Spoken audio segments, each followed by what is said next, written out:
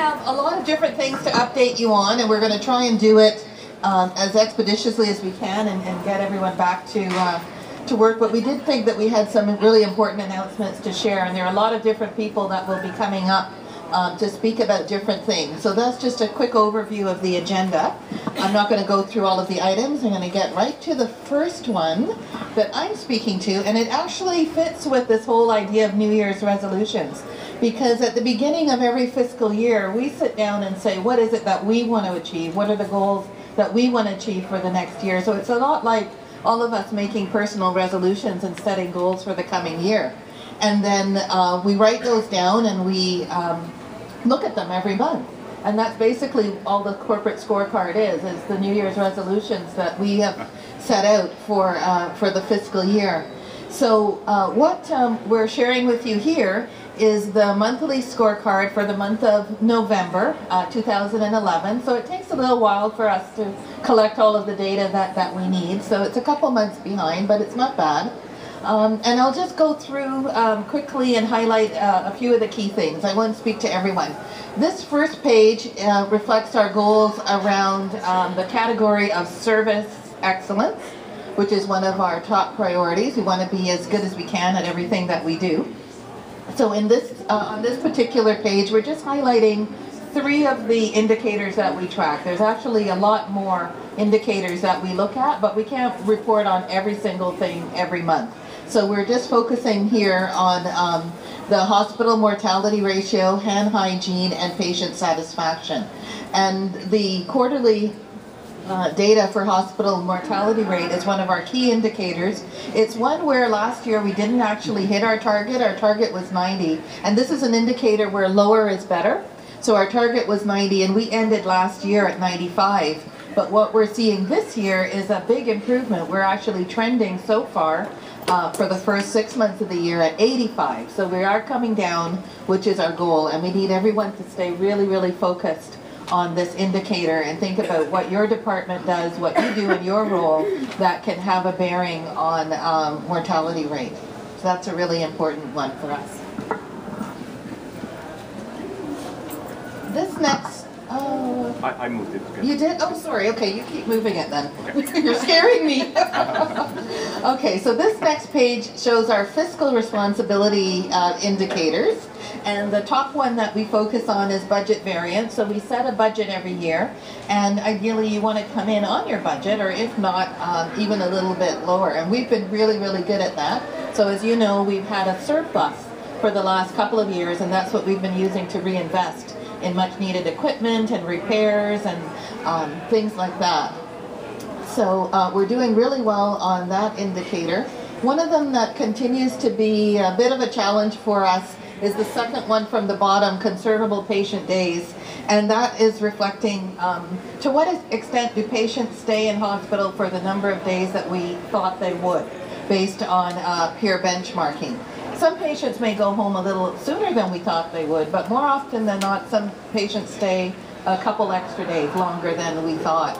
And we need to understand why that's happening and why we can't always meet the targeted length of stay. Sometimes there are valid reasons, but sometimes it's because there are things with our processes that we could do differently to really help, because the goal is to get people home. That's why we're trying to get them better and get them out and reduce their risk of picking up an infection while they're here. So that's one that we really need to stay focused on. We're still showing red for that. Haven't quite met our target, which is 15% conservable days. We're looking closer, we're looking more like 17%. That's it. This next page shows our indicators that are related to access. So how long do people have to wait to get the services that they need?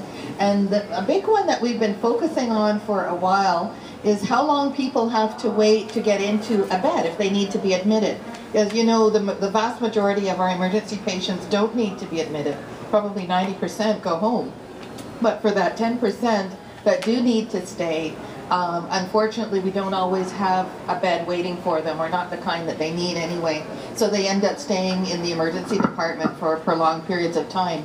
But we can really celebrate this month because for the first time at the Ajax site, we actually surpassed our target. So that's why we're in the green. Our target was 56 hours, which is, you know, it's more than 2 days. It's not great, but it's really come down from what we used to be seeing.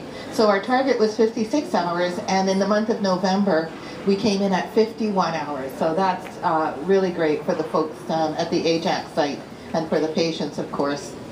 And at the Centenary site, we just missed our target slightly. Our target was 42.8 hours, and we came in at 43.3, so almost there. So we're seeing really good progress, and this is something that requires the efforts of everyone throughout the hospital. It's not just the emergency department, it's not just medicine, it's everyone. So thanks to everyone who's been involved in that. Okay, I think I'll move on to the next slide. This category is team engagement, because of course our teams, the staff that work here, are really important to everything that we do. We wouldn't be successful at all without our staff. So we really want to make sure that we're keeping an eye on things that are important to our staff feeling satisfied and happy about working here. So one of the things that we look at is staff satisfaction. This is an indicator that's going to change, though. I don't want to spend too much time on it, because there's a survey that we had been using in the past called the Work-Life Pulse Survey that many of you would have completed in the past. But it's not the best survey tool. It really didn't give us a lot of detailed information to really make change. So we've now switched to a new survey tool that either it's just gone out or it will be coming out soon. It's going to be mailed to people's homes, and I hope I'm not stealing anyone's thunder, because Shelley will probably talk about this later. But I just wanted to highlight that. Based on the old survey tool, the kind of overall job satisfaction rate that we were tracking was about 48%. That's based on the old survey tool. So as we start to gather information from the new survey tool, we'll be able to set a new baseline and new targets that will be more meaningful to us going forward. Sick time is another indicator that we track, and our target is 4.25% days of sick time. And for the year overall, we're not quite there. We're at 4.4, but at least for the month of November that we're reporting on, we were actually below that. We were only at 3.8, so that's more good news, that maybe we're seeing a trend in the sick time going down. We'll have to track that over the next couple of months and see if we're sustaining it.